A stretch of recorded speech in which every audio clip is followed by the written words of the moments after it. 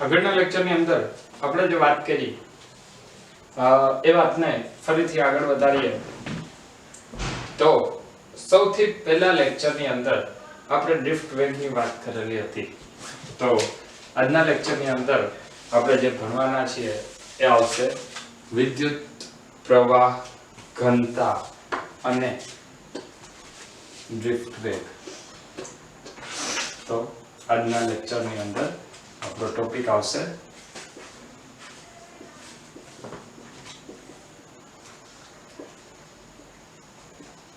Drift વેગ અને વિદ્યુત પ્રવાહ ઘનતા. તેના અલગ અલગ સૂત્ર મેળવશું અને એની સાથે સાથે આપણે એક અવરોધકતા, જે અત્યાર સુધી આપણે માત્ર નામ આપેલું છે R = ρ × L/A, જ્યાં ρ એટલે અવરોધકતા છે. અવરોધકતા એ શું છે, એ કેવી રીતે આવ્યું, કયા કયા પરિણામો પર શા માટે આધાર રાખે છે, એ બધી વાતો આપણે આજના લેક્ચરની અંદર કરવાના છીએ. તો સૌથી પહેલા આગળ આપણે જે ડ્રિફ્ટ વેગ ભણી ગયા છીએ એ ડ્રિફ્ટ વેગને એક વખત ઝડપથી આપણે યાદ કરી લઈએ. તો ડ્રિફ્ટ વેગ માટે આપણે લખતા હતા દરેક ઇલેક્ટ્રોન અસ્તવ્યસ્ત ગતિ કરે છે.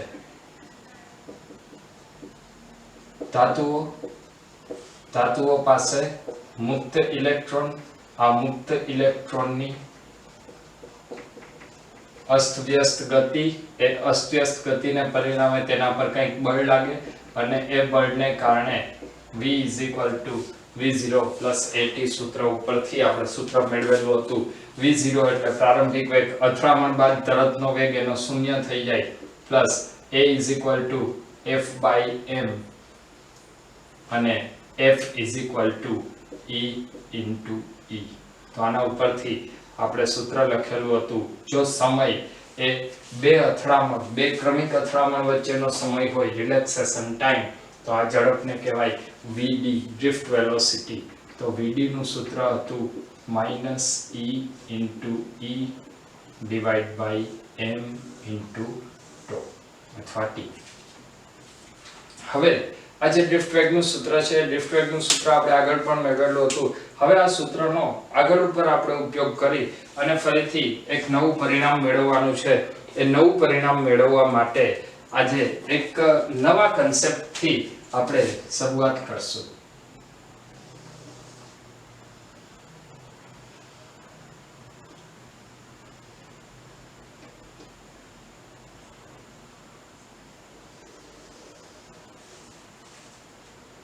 માની લે કે આ એક વાહક તાર છે. વાહક તારની લંબાઈ l જેટલી છે. લંબાઈને આપણે જરૂર પડે તો અન્ય રીતે પણ વ્યાખ્યાયિત કરી શકશું. અત્યારે એ વાહક તારની લંબાઈ l જેટલી છે. આ વાહકના આડછેદનું ક્ષેત્રફળ એને હું લઈ લઉં છું કેપિટલ A જેટલું. આમાંથી જે વિદ્યુત સ્થિતિમાનનો તફાવત છે, વિદ્યુત સ્થિતિમાનના તફાવતને કારણે ઇલેક્ટ્રોન એક છેડાથી બીજા છેડા તરફ ગતિ કરશે. તો અહીંયા જે ઇલેક્ટ્રોન એક છેડાથી બીજા છેડા તરફ ગતિ કરશે એ કયા વેગથી ગતિ કરે? ડ્રિફ્ટ વેગથી. જો એ ડ્રિફ્ટ વેગથી l જેટલું અંતર કાપતા હોય, ફરીથી હું રિપીટ કરું છું, જો એ ડ્રિફ્ટ વેગથી આટલું અંતર કાપવા માટે લાગતો સમયગાળો, એક ઇલેક્ટ્રોન આ છેડાથી બીજા છેડા સુધી જ્યારે પહોંચે છે ત્યારે એને લાગતો સમયગાળો ΔT હોય, તો અહીંયા આપણે લખશું વેગ બરાબર અંતરના છેદમાં સમય. અંતર એટલે વાહકની લંબાઈ l અને એના માટે લાગતો સમય ΔT. તો આના ઉપરથી આપણને વાહકની લંબાઈ આપણે વ્યાખ્યાયિત કરી શકશું l = Vd ΔT. તો અહીંયા હું વાહકની લંબાઈ લખું છું l = Vd ΔT. જો આ વાહકની આપણે લંબાઈ લખીએ તો આના ઉપરથી ફરી પાછું આપણે વાહકના કદ માટેનું સૂત્ર મેળવી શકીએ. તો આના ઉપરથી આવશે વાહકનું કદ બરાબર l × A. L માટે આપણે લખેલું છે VD delta T into A. જો આ કદની અંદર ઇલેક્ટ્રોનની વિદ્યુતભાર ઘનતા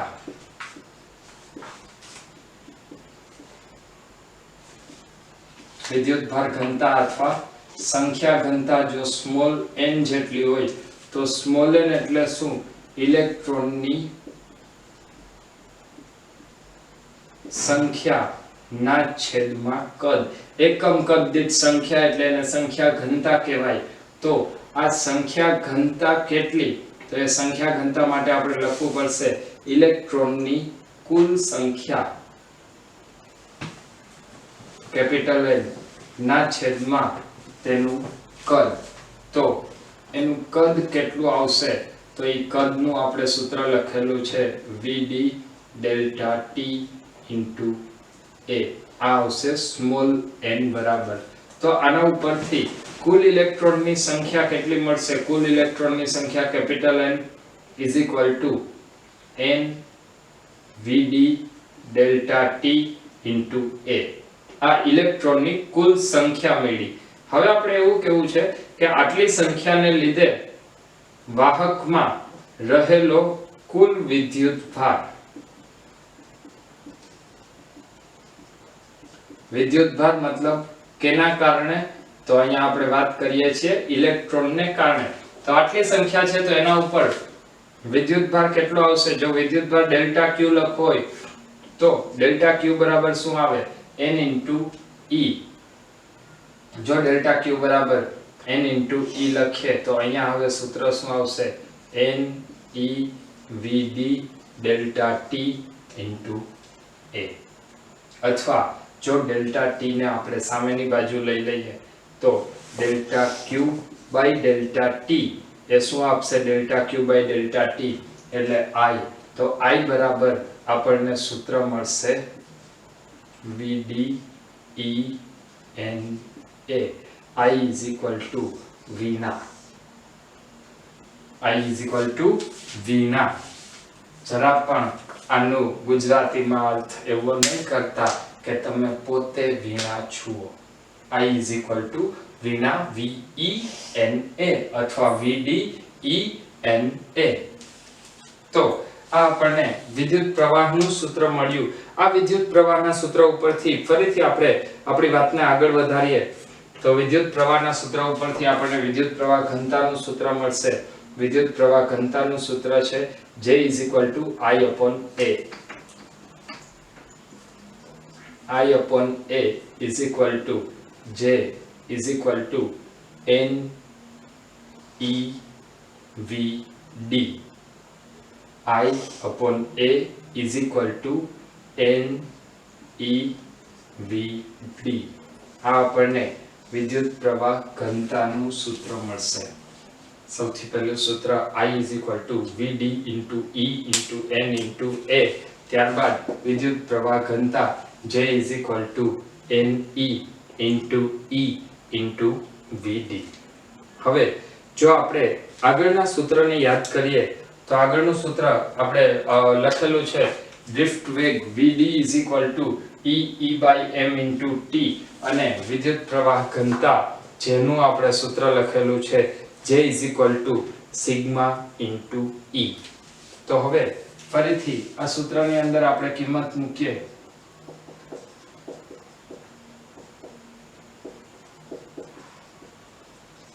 J is equal to sigma into E હોવાથી અહીંયા આવશે sigma into E is equal to NE E into VD નું મૂલ્ય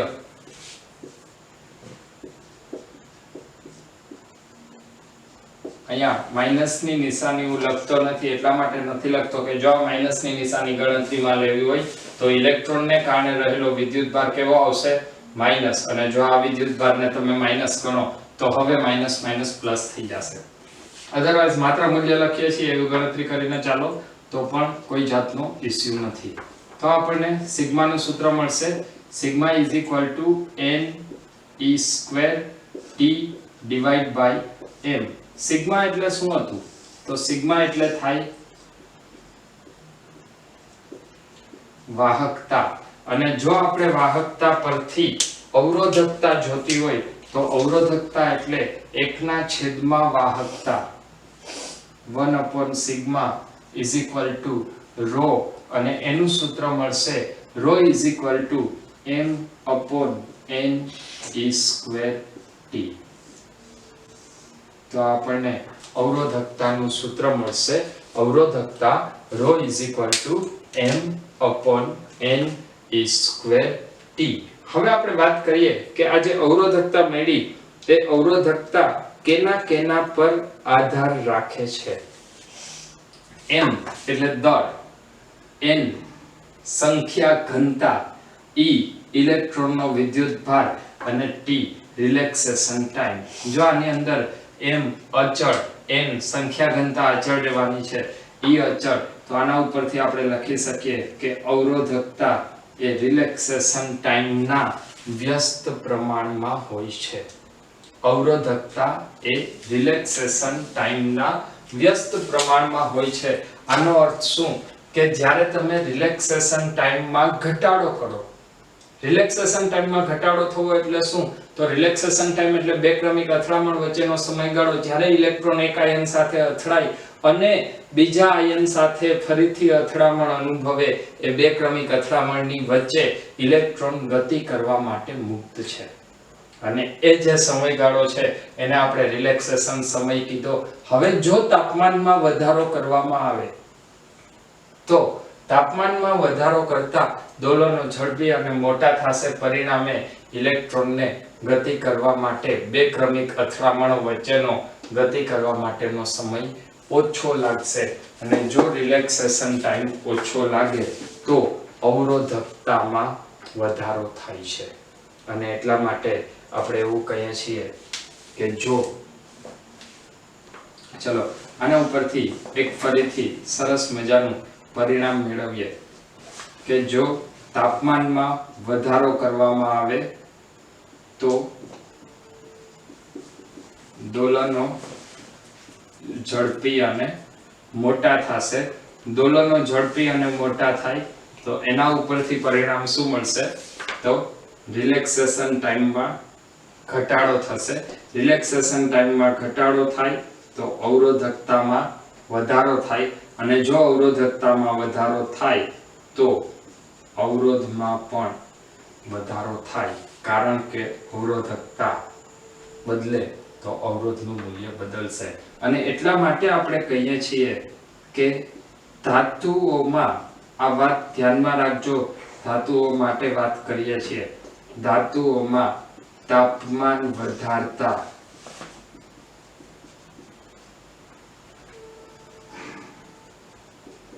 અવરોધ અને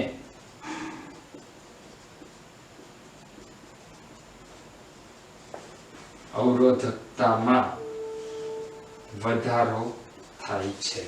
ધાતુઓમાં તાપમાન વધારતા અવરોધ અને અવરોધકતામાં વધારો થાય છે. તો આપણે વાત કરી ધાતુઓ માટે તાપમાન વધારતા તેની અવરોધકતામાં શું ફેરફાર થાય. આ જે અવરોધકતાનું સૂત્ર છે, અવરોધકતાનું સૂત્ર જ આપે છે કે અવરોધકતા એ રિલેક્સેશન ટાઈમના વ્યસ્ત પ્રમાણમાં છે. તો આજના લેક્ચરની અંદર આપણે જે વાત કરી એ લેક્ચરની અંદર અગત્યની વાત એ આપણને અવરોધકતા અથવા વાહકતાનું સૂત્ર મળશે. આ અવરોધકતા અને વાહકતાનું સૂત્ર એ આગળ ઉપર જ્યારે દાખલાઓ ગણશું ત્યારે દાખલાની અંદર ઉપયોગમાં આવશે. તો આજના લેક્ચરની અંદર અવરોધકતા અને વાહકતાનું સૂત્ર તથા ડ્રિફ્ટ વેગ અને વિદ્યુત પ્રવાહ ઘનતા વચ્ચેનો સંબંધ મેળવ્યા બાદ હવે પછીથી આપણે નેક્સ્ટ લેક્ચરની અંદર ઓહમનો નિયમ અને અવરોધકતા વાહકતાને લગતા કેટલાક દાખલાઓનો અભ્યાસ કરવાના છીએ. તો ફરીથી ખૂબ જ ઝડપથી નેક્સ્ટ લેક્ચરમાં મળીએ છીએ. ત્યાં સુધી બધા મહેનત કરતા રહ્યો. Wish you all the best.